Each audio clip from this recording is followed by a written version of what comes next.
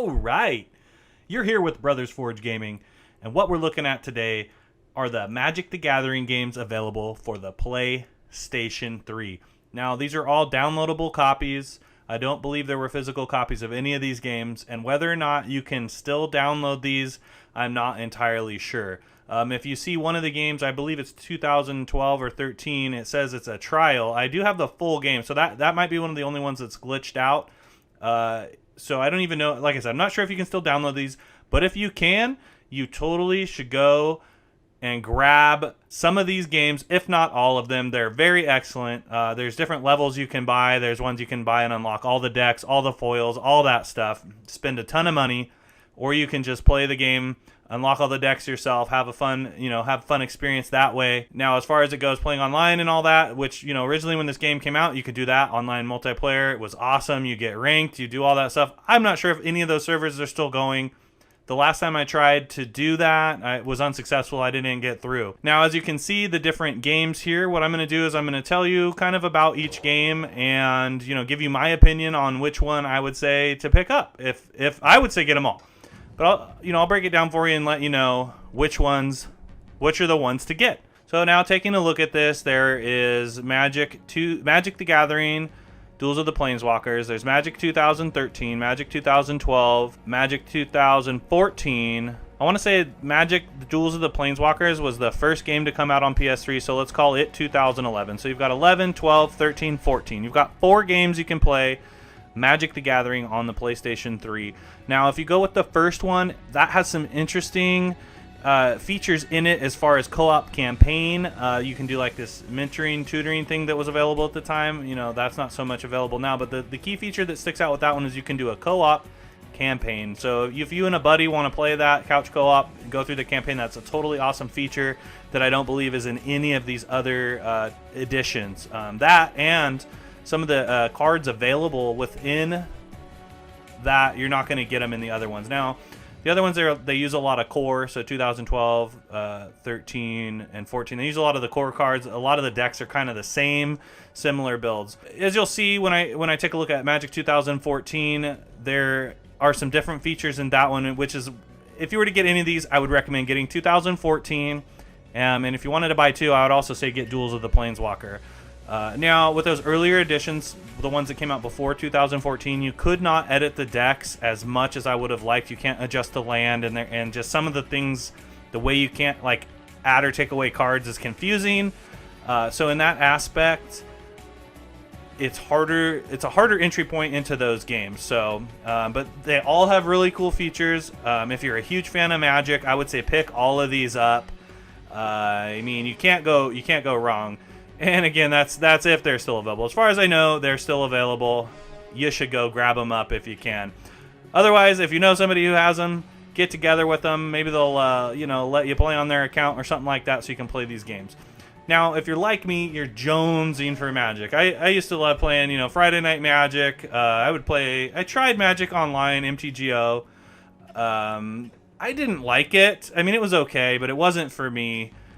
And then I guess on Xbox, if you were an Xbox player, they did a new version of these games, and instead of doing a yearly edition, they kind of went with a free-to-play model with updates and all that different stuff. I don't know how it worked out. It was supposed to actually come to PlayStation 4. It never did. I believe you can also play it on Steam, or you could have. I'm not sure if it's still there. I know Magic is working on a game to be coming out later this year. Supposed to be pretty cool. It kind of is like the old, one of the old games off of PlayStation or PlayStation 2. So they're reviving that to the modern console. So we'll see. I have mixed feelings about it. I want it to be good, but it looks like it's going to be bad. And I really wish they would have just made another one of these games. Why they stopped making these, I don't really know. These were so much fun. I played these things to death. And I'm really upset that on PlayStation we didn't get one of these. Like I said, I tried it on Steam. I like gaming on PC, but man, you got to have the right setup. And it's really difficult to stay current on PC. As far as the specs and all those different things go. So, all that being said, what you have here is a very excellent game. I would say Magic the Gathering 2014 on PlayStation 3 is still a very playable game.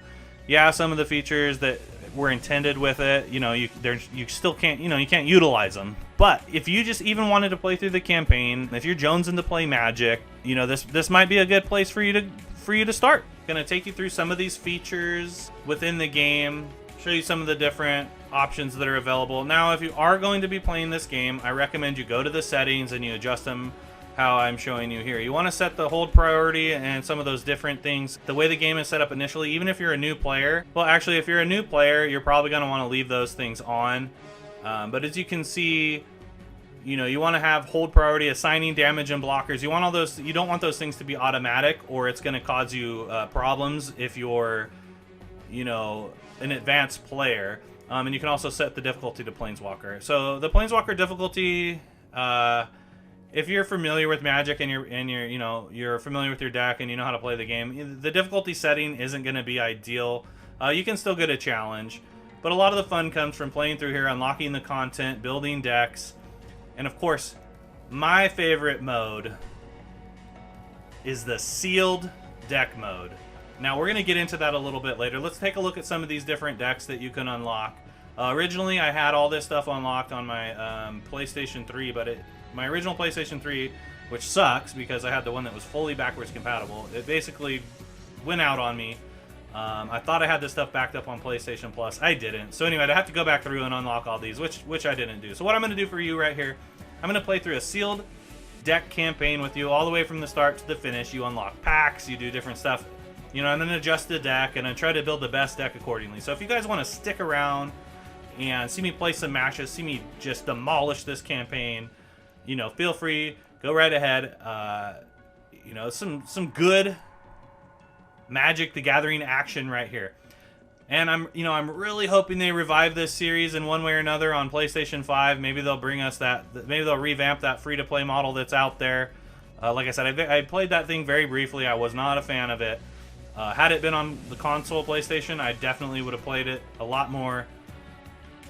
And in, you know, of course, as it goes now, with times the way they are, I don't know, you know, how comfortable it would be to try to even go play Magic in person. But right here, if you're jonesing, if you're looking for some Magic the Gathering action, you've got a multitude of sources to choose from here. I mean, if you're like me, you just really enjoy seeing all this card work, the animation, just the whole mechanics of the game. Now, the soundtrack is a little bit repetitive in here, but it's there if you want to take a listen to it. Originally, what I was going to do was maybe pick a deck and try to unlock some cards and go that road. But I just ended up doing the sealed campaign.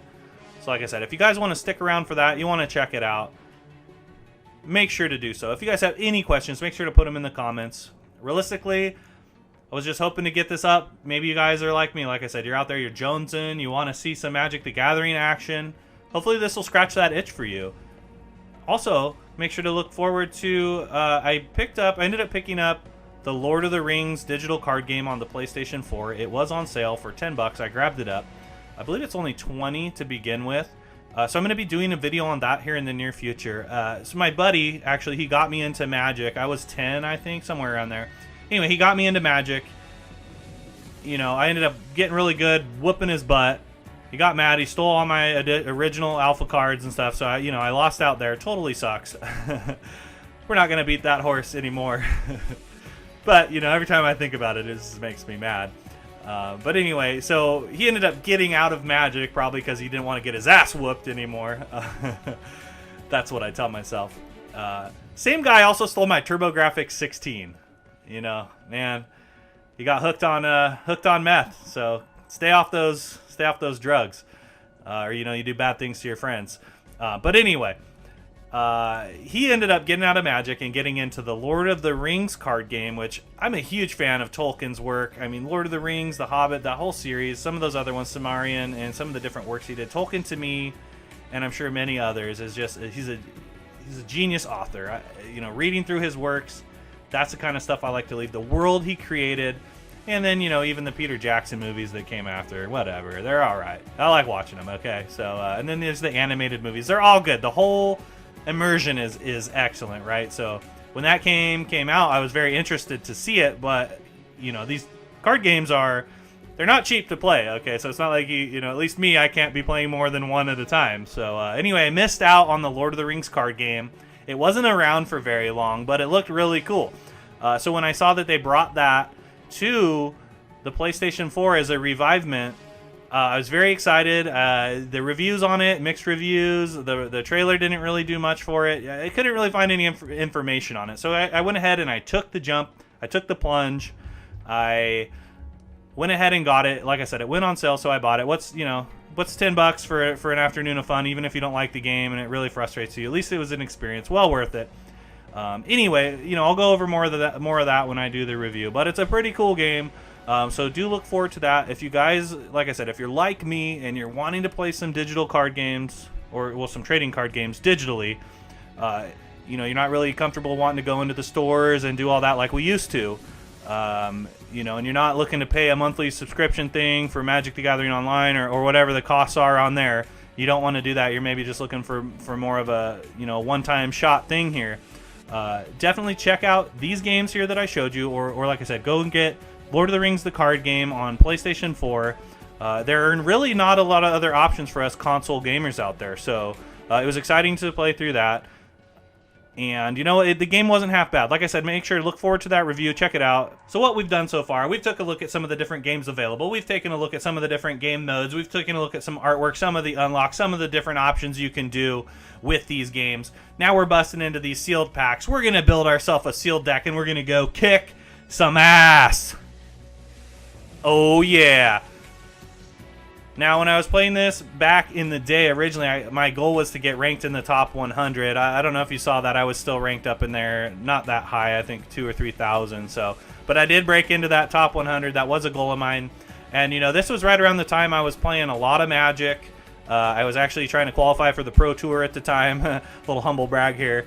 I ended up coming in real close at a PTQ. I was one win away from going to the big show in Texas, but it probably wouldn't have worked out anyway. I don't know how I would have got to Texas and done all that. So and that's one thing that really is kind of like a paywall for Magic the Gathering is in order to qualify for those, you got to be sponsored or really want it, really dedicate your time and resources to being able to do that.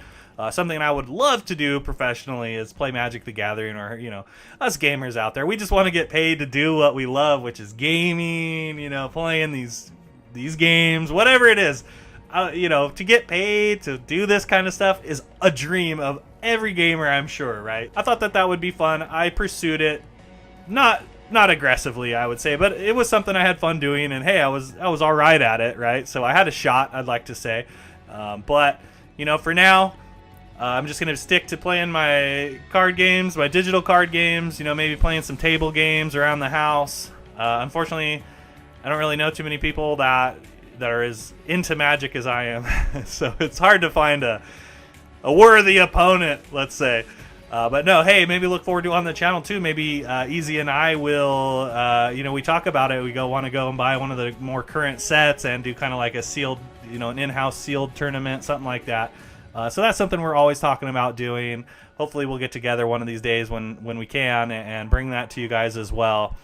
Just any fun things like that. Here on Brothers Forge Gaming, we like to have fun. We like, anything we can do and enjoy, and we like to share that. And hopefully you guys at home can enjoy it and have fun with us as well. That's kind of the whole idea here that we're working with. But yeah, like I said, so watch me build these decks, watch me go kick some computer butt, and sit back, relax, enjoy. Look forward to more. You've been hanging out with Brothers Forge Gaming. We'll see you on the next run.